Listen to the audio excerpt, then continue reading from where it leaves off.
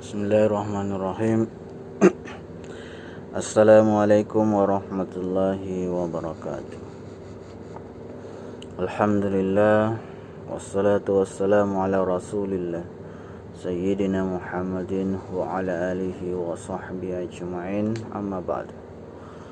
Pertama, marilah kita senantiasa bersyukur kepada Allah subhanahu wa ta'ala atas segala nikmat, atas segala limpahan rezeki yang telah diberikan oleh Allah, sehingga kita bisa beribadah dengan sebaik-baiknya.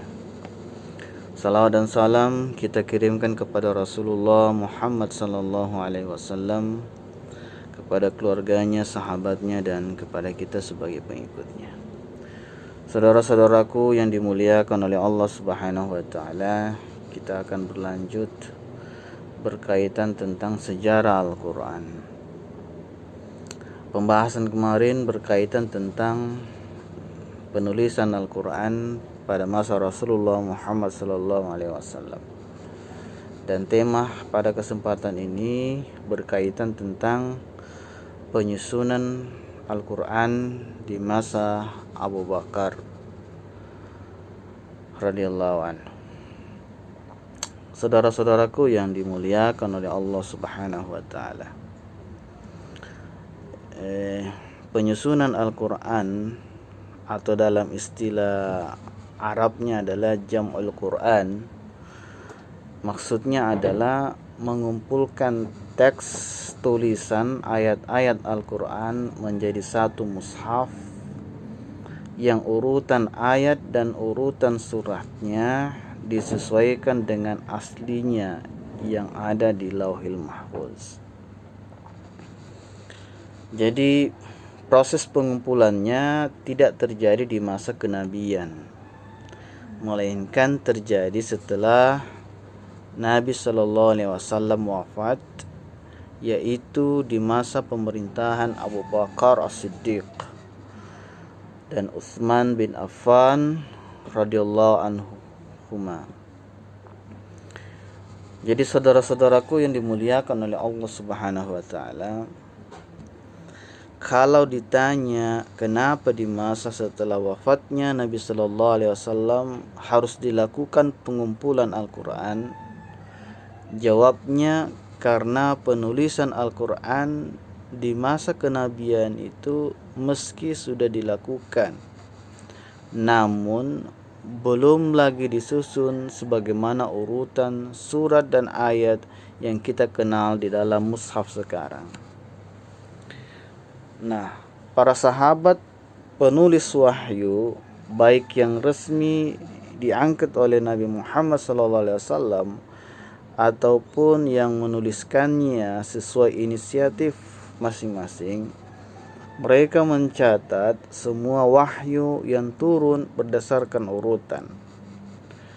Jadi proses diturunkannya Al-Quran ke muka bumi itu bersifat munajjamah, ya. Artinya berangsur-angsur dan tidak turun sekaligus. Dan yang paling penting untuk diketahui bahwa urutan turunnya pun juga tidak sebagaimana urutan yang kita kenal di mushaf sekarang.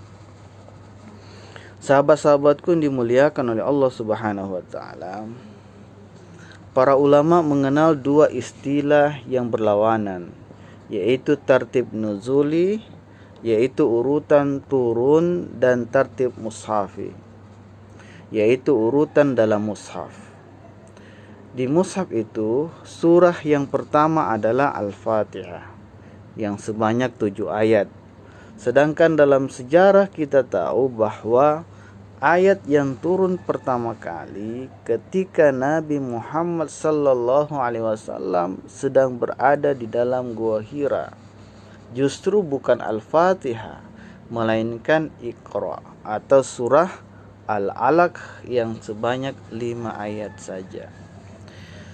Sahabat-sahabatku yang dimuliakan oleh Allah subhanahu wa ta'ala, begitu juga firman Allah yang terakhir di dalam mushaf itu adalah surah yang ke-114, yaitu surah An-Nas, yang terdiri dari yang terdiri dari 6 ayat.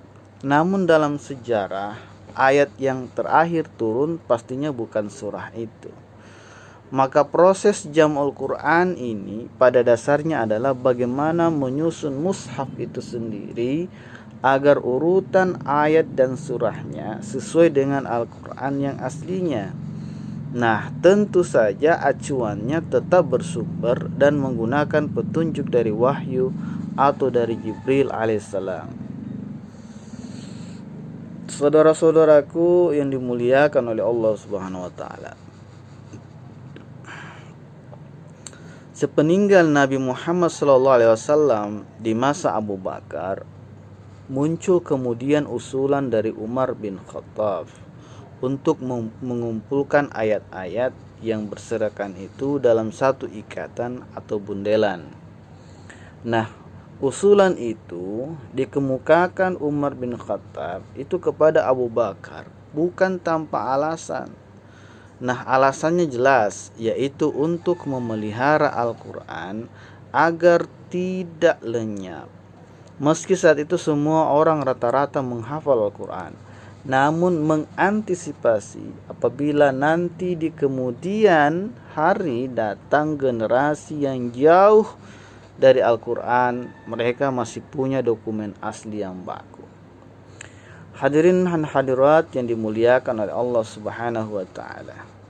Dimajukannya usulan itu juga ikut dipicu pada kenyataan bahwa banyak sekali para sahabat yang ikut dalam perang Yamamah dan menjadi korban syahid. Nah, berkaitan tentang perang Yamamah terjadi di tahun ke-11 Hijriah bertepatan dengan tahun 632 Masehi. Perang ini dipicu oleh gerakan murtad massal yang digembongi oleh Musailamah Al-Kadzab. Ya, tokoh murtad ini berhasil mengumpulkan pasukan sebanyak 40.000 orang bersenjata. Abu Bakar mengerahkan 13.000 pasukan yang awalnya dipimpin oleh Ikrimah dan kemudian diserahkan kepada Khalid bin Walid. Nah, sejarah mencatat pertempuran itu berlangsung cukup lama sehingga korban yang jatuh cukup banyak, yaitu 1.200 orang dari pihak sahabat dan 21.000 orang dari pihak pasukan murtad. Angka korban 1.200 orang itu cukup besar, ya, mengingat mereka bukan prajurit biasa, namun mereka adalah para penghafal Al-Quran, biasa disebut dengan qurra, yang secara sukarela ikut dalam perang melawan orang-orang murtad. Jadi semangat jihad mereka memang tidak bisa dihalangi. Namun kalau mereka mati syahid, tentu saja Al-Quran akan hilang bersama mereka juga. Nah, hal inilah yang mengkhawatirkan Umar bin Khattab, sehingga beliau meminta Abu Bakar untuk memastikan penjagaan Al-Quran lewat proyek mengumpulkan Al-Quran. Saudara-saudaraku yang dimuliakan oleh Allah Subhanahu wa taala, usulan itu langsung ditolak mentah-mentah oleh Abu Bakar.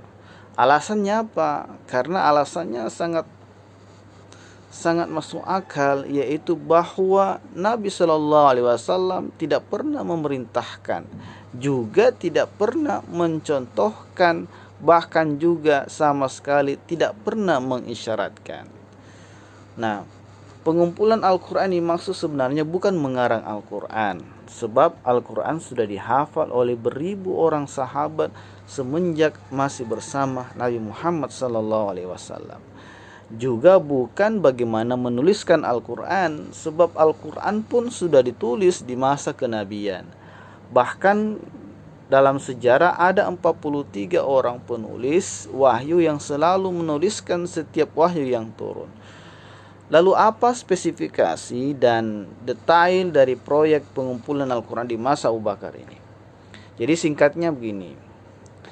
Jadi bagaimana mengumpulkan catatan-catatan tertulis Al-Quran yang diurutkan sebagaimana urutan aslinya di Lauhul Mahfuz sana. yang mana sudah turun ke langit dunia sebelumnya dengan urutan itu. Namun ketika proses diturunkan ke muka bumi atau kepada Nabi Muhammad SAW, ternyata penurunannya dilakukan sepotong-sepotong dan secara acak. Jadi spesifikasinya adalah bagaimana mengumpulkan ribuan keping ya yang berserakan itu agar menjadi sebuah proyeksi gambar yang nyata. Nah, namun singkat cerita, akhirnya Abu Bakar setuju dan menugaskan Zaid untuk menggarap proyek tersebut. Catatan penting bahwa Zaid tidak menyalin atau menulis ulang. Ya, beliau hanya mengumpulkan lembaran-lembaran atau keping-keping catatan para sahabat yang mereka ketika itu menuliskan ayat-ayat Al-Quran. Jadi setiap kepingan ayat itu dikelompokkan sesuai dengan surahnya serta diurutkan sesuai dengan urutannya. Nah, belum ada nomor ayat saat itu, tapi urutannya sudah seperti yang kita kenal. Nah, bundelnya dibuat per surat yang diikat satu persatu. Jadi secara fisik ikatan kulit berlapis-lapis itu tidak bisa dibuka lembaran demi lembaran sebagaimana layaknya buku. Jadi secara fisik lembaran-lembaran kulit itu diikat jadi satu. Jadi hanya disusun untuk disimpan, bukan untuk dibaca. Nah, saudara-saudaraku yang dimuliakan oleh Allah Subhanahu wa taala. Pengerjaan proyek itu selesai cukup singkat. Hanya 2 tahun saja sudah selesai. Bersamaan dengan wafatnya Abu Bakar 2 tahun setelah beliau jadi khalifah. Karena memang bukan menyalin ulang, hanya sekedar menyusun puzzle yang gambar imajinernya sudah ada di dalam kepala para sahabat. Bahkan secara teknis setiap hari mereka baca ulang secara rutin. Jadi setiap khatam mereka ulangi lagi dari awal dan begitu berulang-ulang. Nah, ketika Abu Bakar wafat, bundelan mushaf berjumlah 114 surat itu diserahkan kepada Umar bin Khattab. Lalu disimpan oleh putri Umar, Sayyidatina Hafsah, yang juga berstatus ibunda mukminin, karena beliau adalah salah satu dari istri-istri Nabi sallallahu alaihi wasallam. Saudara-saudaraku yang dimuliakan oleh Allah Subhanahu wa taala, selama 10 tahun mushaf itu tersimpan, tidak mengalami proses yang berarti, sekedar disimpan saja sebagai dokumen penting hingga datang masa kepemimpinan Utsman bin Affan radhiyallahu anhu. Nah, sampai di sini secara fisik mushaf Al-Quran masih belum berwujud buku seperti yang kita kenal sekarang ini. Sahabat-sahabatku, hadirin dan hadirat yang dirahmati oleh Allah Subhanahu wa taala. Khalifah Utsman bin Affan adalah khalifah yang ketiga. Beliau memerintah sejak Umar bin Khattab wafat yang berkuasa selama 10 tahun. Masa kekhalifahan Utsman bin Affan termasuk paling lama, yaitu 12 tahun. Lamanya sejak dari tahun 644 hingga 655. Nah, pada masa beliau ini sebenarnya ada 2 hal yang dilakukan.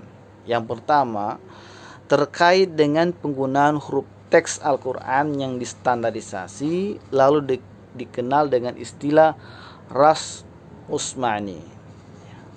Yang kedua, terkait dengan standarisasi beberapa mushaf yang berbeda karena menampung ragam qiraat yang berbeda, lalu dikenal dengan istilah Mushaf Utsmani.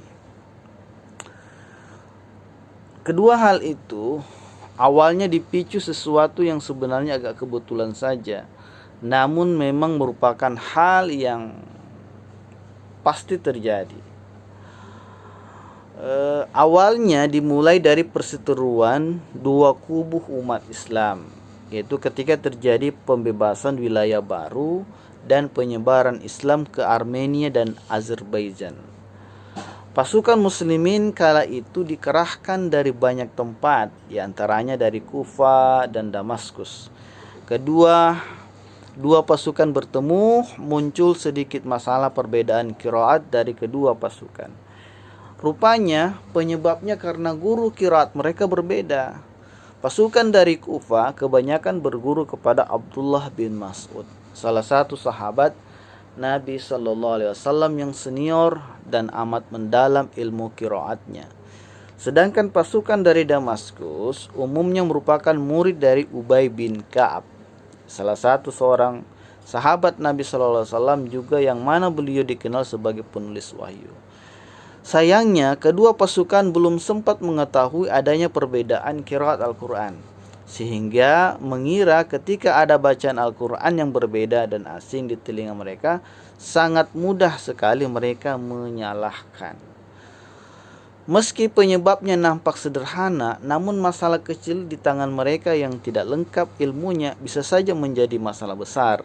Bahkan mereka sudah mulai saling mengkafirkan. Melihat gelagat yang kurang baik itu, salah seorang sahabat Nabi yaitu Hudzaifah ibnu Yaman melihat akar masalahnya hanya bisa diselesaikan oleh sekelas khalifah yaitu Utsman bin Affan. Maka Hudzaifah meninggalkan pasukan dan pulang ke Madinah melaporkan apa yang telah terjadi. Kata beliau, "Wahai Amirul Mukminin, aku melihat banyak orang saling menyalahkan satu sama lain. Ketika aku mengikuti perang pembebasan Armenia, aku melihat penduduk Syam membaca qiraah Ubay bin Ka'ab. Abdullah bin Mas'ud kemudian datang dan membaca yang tidak pernah didengar oleh penduduk Syam, dan di antara mereka kemudian mengkafirkan yang lain. Dari laporan Hudzaifah itulah kemudian Utsman mencanangkan sebuah proyek besar dengan nilai yang amat strategis. Intinya bagaimana mengakui secara resmi berbagai macam qiraat yang sumbernya semua dari Rasulullah SAW meski berbeda-beda kata-katanya. Jadi apa yang dibaca oleh Abdullah bin Mas'ud tidak ditolak, bahkan sebaliknya justru diresmikan dan diakui lewat dituliskannya qiraat Ibnu Mas'ud dalam mushaf standar. Dan apa yang dibaca oleh Ubay bin Ka'ab meski berbeda qiraatnya dengan baca Abdullah bin Mas'ud juga diakui secara resmi dan diabadikan lewat mushaf yang juga standar. Dengan demikian, perselisihan di antara kedua pasukan yang awalnya jadi sumber masalah itu segera berakhir karena mereka akhirnya paham bahwa kedua qiraat yang berbeda itu ternyata sama-sama qiraat yang resmi, mutawatir dan bersumber dari Nabi Muhammad SAW. Jadi tidak perlu ada saling menyalahkan apalagi sampai saling mengkafirkan. Nah, dalam hal ini jalan tengah yang dilakukan oleh Khalifah Utsman menjadi perekat persaudaraan di antara mereka. Dan hanya sekelas khalifah yang bisa menyelesaikan masalah ini. Dalam hal ini berlaku sebuah kaidah, ketetapan hakim menghilangkan perbedaan pendapat. Nah, untuk mengerjakan proyek standarisasi mushaf yang bisa menampung qiraat yang saling berbeda, Utsman meminjam mushaf yang dulu telah disusun di masa Abu Bakar dan kini berada di tangan Ummul Mukminin Hafsah radhiyallahu anha. Nah, kemudian Utsman menugaskan Zaid bin Thabit, Abdullah bin Zubair, Sa'id bin Al-As, kemudian Abdurrahman bin Hisham yang kemudian disebut panitia 4 untuk menyalinnya dalam beberapa mushaf. Petunjuk dari Utsman kepada tim penulis sebagai berikut. Ini ada petunjuk dari Utsman. Beliau mengatakan, jika kalian bertiga dan Zaid bin Sabit berselisih pendapat tentang hal Al-Quran, maka tulislah dengan ucapan atau lisan Quraisy, karena Al-Quran diturunkan dengan lisan Quraisy. Az-Zarqani mengungkapkan, pedoman pelaksanaan tugas yang diemban oleh panitia 4 tersebut antara lain tidak menulis sesuatu dalam mushaf kecuali telah diyakini bahwa itu adalah ayat Al-Quran yang dibaca Nabi. Kemudian untuk menjamin ketujuh huruf turunnya Al-Quran, tulisan mushaf bebas dari titik dan syakal. Yang berikut, lafaz yang tidak dibaca dengan bermacam-macam bacaan ditulis dengan bentuk unik. Sedangkan lafaz yang dibaca dengan lebih satu qiraat ditulis dengan rasam yang berbeda pada tiap-tiap mushaf. Kemudian menggunakan bahasa Quraisy karena Al-Quran diturunkan dalam bahasa tersebut. Nah, barulah di masa pemerintahan Utsman itu mushaf dibukukan dalam bentuk buku sebagaimana umumnya buku yang kita kenal sekarang. Jadi secara rupa teks penulisannya, huruf-huruf yang digunakan nyaris tidak sama dengan huruf-huruf Arab yang kita kenal saat ini. Jadi corak khatnya lebih dekat ke gaya Kufi yang terkesan kotak-kotak. Sedangkan khat yang ada di mushaf modern yang kita gunakan adalah khat naskhi. Nah, sedangkan kaligrafi Al-Quran yang sering kita temukan di dinding masjid biasanya panduan dari berbagai aliran khat. Yang dominan biasanya khat gaya sulus. Nah, setelah panitia 4 menyelesaikan tugasnya, Utsman mengembalikan mushaf yang asli kepada Hafsah. Namun catatan yang menarik dan penting, mushaf di masa Utsman dibuat menjadi beberapa versi yang berbeda. Kenapa dibuat jadi beberapa versi mushaf yang berbeda? Karena di dalam masing-masing mushaf itu dapat ditampung sekian banyak perbedaan bacaan qiraat Al-Quran. Satu versi mushaf bisa untuk menampung beberapa ragam qiraat yang berbeda, namun tidak bisa menampung seluruh perbedaan qiraat yang ada. Namun secara status semuanya merupakan mushaf standar dan semua bergelar mushaf imam. Dan semua menggunakan rasm Utsmani yang membedakan satu mushaf dengan mushaf yang lain semata-mata perbedaan qiraat saja. Kemudian Utsman mengirimkan beberapa mushaf ke berbagai kota. Namun tentang berapa jumlah mushaf yang dikirim ke berbagai pelosok itu terdapat perbedaan periwayatan. Menurut riwayat Abu Amr Al-Dan, jumlahnya ada 4 buah mushaf, masing-masing dikirimkan kepada penduduk Basrah, Kufah, Syam, dan Madinah sendiri. Tapi menurut Suyuti, jumlahnya ada 5 mushaf, ya. Nah, menurut Ibnu Asir jumlahnya 6 mushaf. Nah, tapi menurut riwayat Abu Hatim As-Sistani itu jumlahnya 7 mushaf. Kalau Al-Jazari, Ibnul Al-Jazari itu berjumlah 8 buah. Nah, perbedaan riwayat ini wajar kalau kita melihat bahwa jumlah mushaf itu bisa saja bertambah sesuai kebutuhan. Boleh jadi memang awalnya mushaf itu hanya disiapkan untuk daerah terbatas seperti Kufah dan Damaskus yang menjadi sebab mula pemicunya. Namun setelah itu sangat dimungkin daerah lain pun meminta juga sehingga untuk masing-masing pelosok itu dibuatkan mushaf secara khusus. Sahabatku yang dimuliakan oleh Allah Subhanahu wa taala. Selain dikirimi mushaf standar, Utsman juga mengirimkan juga para guru ahli qiraat yang bertugas untuk mengajarkan bacaan-bacaan yang saling berbeda itu. Nah, setelah mushaf mengalami standarisasi yang baku dan resmi, maka tindakan berikutnya adalah melarang penggunaan mushaf-mushaf yang tidak standar. Sebab kalau tetap masih dipakai, apalah guna distandarisasi? Maka Utsman meminta kepada para sahabat yang masih menyimpan koleksi mushaf pribadi untuk diserahkan dan dikumpulkan kepadanya, untuk nantinya dimusnahkan dengan cara dibakar. Tujuannya tentu agar tidak ada lagi mushaf yang masih belum distandarisasi. Nah, beberapa sahabat ada yang dengan inisiatif pribadi menuliskan wahyu meski tidak termasuk tim penulis wahyu yang resmi. Selain karena kecintaan mereka kepada Al-Quran, juga karena ada sebagian dari mereka yang punya kemampuan baca tulis.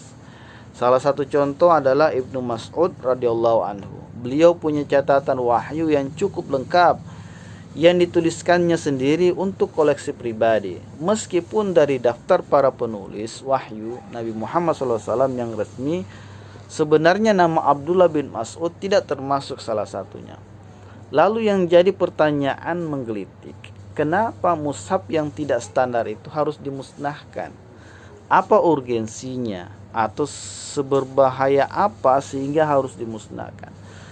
Nah, ada beberapa analisis yang bisa dimajukan sebagai bentuk upaya untuk menemukan jawaban. Antara lain, ketika penulisan wahyu di masa kenabian disebutkan bahwa tidak kurang dari 43 orang itu diangkat resmi menjadi penulis wahyu. Tugas mereka adalah mencatat setiap ada waktu yang turun. Ayat dan surah Al-Quran itu tersusun sesuai dengan urutan nuzulnya, ya. Jadi tertibun nuzuli. Maka ayat-ayat Makkiyah diletakkan di depan sebelum ayat-ayat Madaniyah. Ayat-ayat yang turun pada masa awalnya diletakkan di awal sebelum ayat-ayat turun belakangan.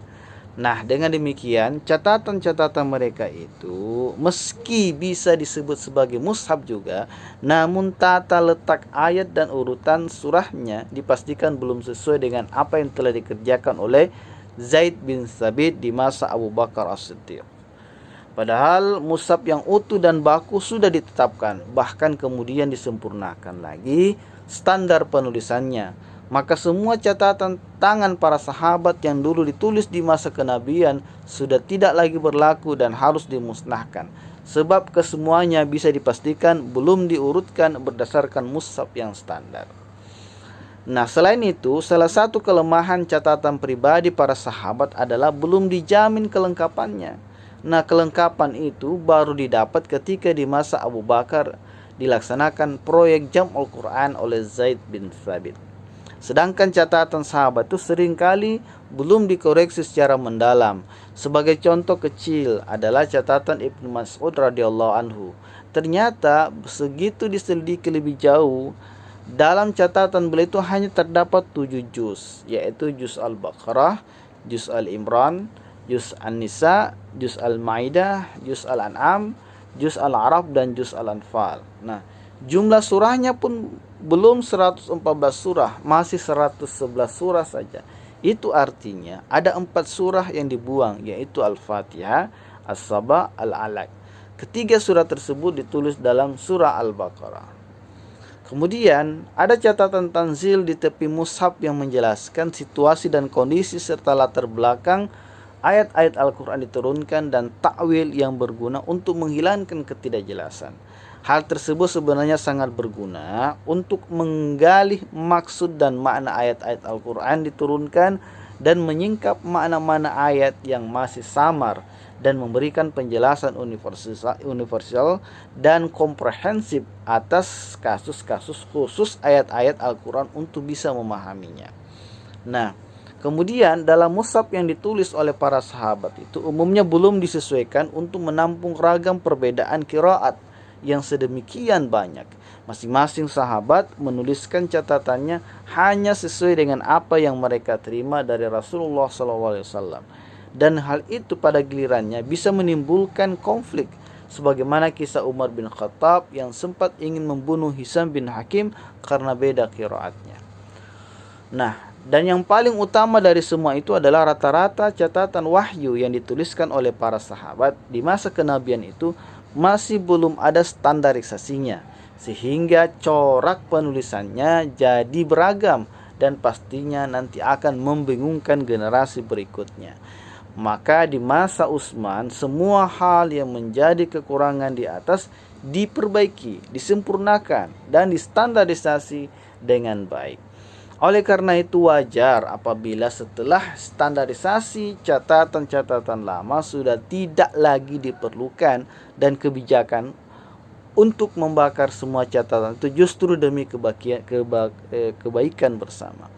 Jadi ibaratnya setelah rumah selesai dibangun dan megah, maka semua sampah dan sisa-sisa material bangunan lama yang berserakan itu kemudian dibersihkan. Yang tersisa hanya bangunan baru yang megah dan indah. Hadirin dan hadirat, sahabatku yang dimuliakan oleh Allah Subhanahu wa taala. Itulah gambaran tentang sejarah Al-Quran mulai dari nuzulul Quran, kemudian masa penulisan Al-Quran di masa Rasulullah Muhammad SAW, kemudian masa penulisannya di masa Abu Bakar As-Siddiq, hingga di masa Utsman bin Affan yang ketika itu telah secara resmi dibukukan dengan menggunakan standarisasi yang telah disepakati oleh para sahabat pada masa itu. Baiklah, demikian yang dapat analisis kajian kita tentang sejarah Al-Quran. Mudah-mudahan bermanfaat dan ini menjadi tambahan wawasan kita untuk senantiasa mendalami isi Al-Quran. Wallahu musta'an. Wabillahi taufiq wal hidayah. Wassalamualaikum warahmatullahi wabarakatuh.